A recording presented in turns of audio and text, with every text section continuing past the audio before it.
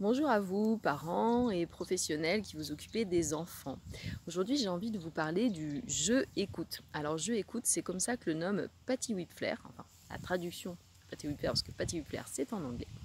C'est une idée, une pratique qu'on va aussi pouvoir retrouver chez Laurence Cohen dans son super livre Qui veut jouer avec moi, et aussi chez Aletta Solter dans Développer le lien par le jeu, développer le lien parent-enfant par le jeu. Alors parents, mais ça vaut aussi pour tous les professionnels qui s'occupent des enfants. Alors l'idée, c'est de pouvoir jouer et faire rire l'enfant pour l'aider à décharger de situations qui sont difficiles pour lui. Il va pouvoir se délivrer de plusieurs choses, l'enfant, avec ça. Il va pouvoir se délivrer déjà de toutes nos injonctions, de tous ces moments où on a été autoritaire et trop autoritaire, et de tous ces moments où il se sent faible aussi par rapport à l'adulte. Il va aussi pouvoir se libérer avec le jeu écoute de conflits, de difficultés qui peuvent être plus ancrées. Voilà. C'est une véritable thérapie en fait qu'on peut faire à la maison. Donc en quoi ça consiste? On est dans un jeu écoute quand par exemple, tiens voilà, mon enfant de 3 ans ne veut pas mettre son pyjama. Voilà. Eh bien, on va prendre le pyjama et on va faire parler le pyjama, par exemple. Ou on va jouer avec le pyjama, on va le lancer, on va le jeter, nous aussi, oh j'en veux pas de ce pyjama. On va trouver un truc pour rire avec le pyjama. On va dire à son fils, à son enfant, tu sais ce que j'en fais moi des petits garçons qui veulent pas mettre leur pyjama, je leur mâchouille le ventre et on fait semblant de lui mâchouiller le ventre. Bon, peu importe, mais en tout cas on va trouver quelque chose qui va le faire rire. Et s'il rit, l'enfant, c'est gagné. S'il rit, on continue. On continue, et jusqu'à soit qu'ils mettent le pyjama, soit qu'il y ait une grosse décharge de pleurs qui arrive après. Et oui, Jean qui rit, Jean qui pleure, c'est pas un mythe. Une fois après avoir bien rigolé, il se sent vraiment en connexion avec nous, il a relâché les premières tensions, l'enfant il va pouvoir pleurer et lâcher ce qu'il y avait là sous le pied. Ou ici, il va pouvoir juste coopérer. Un exemple d'un jeu écoute que j'avais fait avec mon premier enfant quand il avait à peu près 2 ans. Il savait très bien qu'on ne montait pas sur la table et là, on était tous les deux à table et il monte sur la table. Il passe de sa chaise de bébé, de bambin, là, il monte sur la table. Alors là, je pourrais me fâcher. Oh bah non, il faut me mettre en colère. Non, on ne monte pas sur la table. Hein.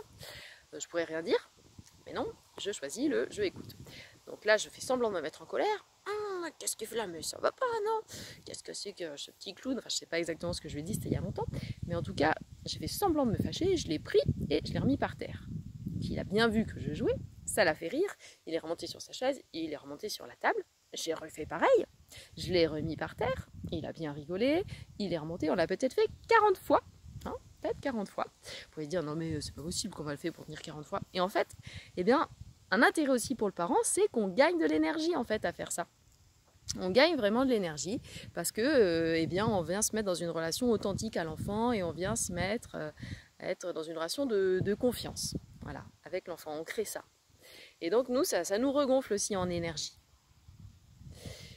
Donc voilà, l'idée c'est que l'enfant, il fait un truc où on n'est pas d'accord, il a un comportement inapproprié, inadapté, et bien on va trouver comment le faire rire. Et jamais à ses dépens, jamais on ne se moque. On fait rire, on trouve quelque chose dans la situation, jamais on ne lui fait peur. On ne va pas jouer au gros monstre qui d'un seul coup va lui faire peur. On ne va pas non plus être intrusif sur son corps. Tout à l'heure je disais, moi je lui mange le ventre au petit garçon qui ne veut pas mettre son pyjama, mais je ne vais pas lui manger le ventre, je ne vais pas lui toucher, je vais m'approcher jusqu'au rire, mais je ne vais pas plus loin. Autre chose aussi, je ne vais pas rire si mon enfant a commencé à pleurer ou s'il est en train de vivre une frustration, une injustice, voilà, s'il est en train de décharger en fait une émotion déjà, là je ne vais pas rajouter du rire. Je vais ajouter du rire si il me propose, là, il me met devant un truc sur lequel un comportement inadapté, inapproprié, j'aimerais qu'il fasse autrement, là, j'aimerais qu'il mette son pyjama, j'aimerais qu'il reste assis sur sa chaise quand il mange, j'aimerais qu'il ne me dise pas de gros mots, et oui ça marche avec les gros mots aussi. Mon petit de 3 ans là, quand il vient me traiter de vieille mémé en ce moment, ça c'est le moins pire, allez, ou de boîte de conserve. Donc quand il dit ces mots-là, il m'appelle vieille mémé, hop, moi je fais semblant, j'attrape le mot là, je le mange, je fais oh là là, oh non, oh là, ça me fait trop mal au ventre, qu'est-ce que c'est que ces mots? Ça le fait rire. Ou je renifle les mots, je fais oh, mais ça sent hyper mauvais, tu peux pas dire des mots pareils. Voilà. Il rigole et il mordit 4-5 fois. on rigole ensemble, et après, c'est bon, c'est lâché pour plusieurs heures. En fait, pratiquer le jeu écoute, eh ben, c'est pratiquer, entrer dans le langage de l'enfant, entrer dans sa manière de s'exprimer. Et ça nous évite de venir nous mettre en rigidité. Et à chaque fois qu'on va se mettre en rigidité, eh bien, on va créer un ressentiment chez l'enfant qu'il faudra libérer après en plus. Donc on garde le moment, la rigidité, vraiment le stop, l'autoritaire quand il y a un danger. Hein, quand c'est des questions de sécurité, bah là, oui, on ne va pas passer son temps à rire. Quand on y va, on agit et stop. Et ça empêche aussi de ne pas agir. Hein. Pour ceux qui ne veulent pas agir par autorité mais qui ne savent plus comment agir, eh ben, on agit par le rire. Voilà. Donc ça se présente quand l'enfant fait quelque chose auquel on n'est pas d'accord, ou aussi c'est nous qui pouvons l'initier. Parce qu'on sait qu'il y a un truc, je sais pas, par exemple, il a peur des chiens. L'enfant, il a peur des chiens. Et ben dans un jeu, avec lui, on va pouvoir faire le chien, qui fait peur, mais un tout petit peu peur, assez juste pour faire rire. Hein. Si on fait trop peur, eh bien non, ça va plus, on n'est plus en train de faire rire, on va rajouter de la peur au truc. Et si eh ben, on n'est pas assez près et le chien n'est pas assez menaçant, on ne va pas non plus retracer la peur et donc on ne va pas faire rire. Voilà. Donc c'est pour vous dire qu'il y a voilà, gardez en tête qu'il y a plein de moments pour rire, pour jouer avec nos enfants, soit sur leurs propositions, soit sur la nôtre, parce qu'on sait que oui, où on a été voilà, on a été pénible. À un moment dans la journée, on a été pénible, on a été autoritaire. On a été pas cool dans sa manière de faire, et ben on va trouver un moment, on va lancer nous aussi un jeu écoute où on devient un gros lourdeau, où on devient un gros bêta, où on fait l'idiot quoi. Où on va trouver un moment où renversement de pouvoir, c'est l'enfant qui prend le dessus sur nous. Voilà. Y a beaucoup de jeux écoute qui peuvent passer aussi par le corps, hein, les chamailles, se balancer des coussins dessus, aussi avec notre grande presque 7 ans, on fait du judo. Voilà, quand on a besoin d'un renversement de pouvoir parce qu'on a abusé de notre pouvoir auprès de lui, et ben on lui propose du judo. Hein, et puis on se laisse écrabouiller, bien sûr. On résiste un petit peu, ce qu'il faut, mais après on se laisse écrabouiller et puis il gagne. Voilà, ça lui fait du bien.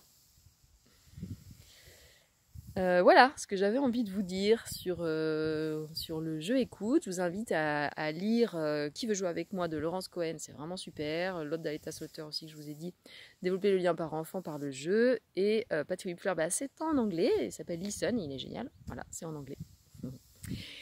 Et si ça vous plaît, si ça vous parle, que vous n'arrivez pas assez à le mettre en place, et ben, faut aussi aller regarder, nous, à l'intérieur, là, en tant que parents, qu'est-ce qui fait qu'on n'arrive plus à jouer?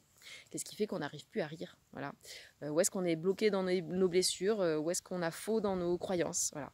Et moi, je vous aide sur ce chemin-là. Si vous avez envie que je vous aide sur ce chemin-là, vous allez sur mon site, emilyroudier.fr, et vous trouvez comment prendre un rendez-vous avec moi. Le premier rendez-vous, il fait 1h30, non, 1h45 même. Voilà, après on peut se prendre des rendez-vous plus courts. Et puis si vous habitez pas loin de chez moi, c'est-à-dire dans le centre de la France, eh bien je peux venir passer aussi une journée avec vous. Et bien oui, aussi surtout, voilà, maintenant vous pouvez vous inscrire sur mon site pour recevoir les dates des prochains stages. On pourra vivre ça sur plusieurs jours en direct. Voilà, super formule que j'ai hâte de mettre en œuvre et de vivre avec vous.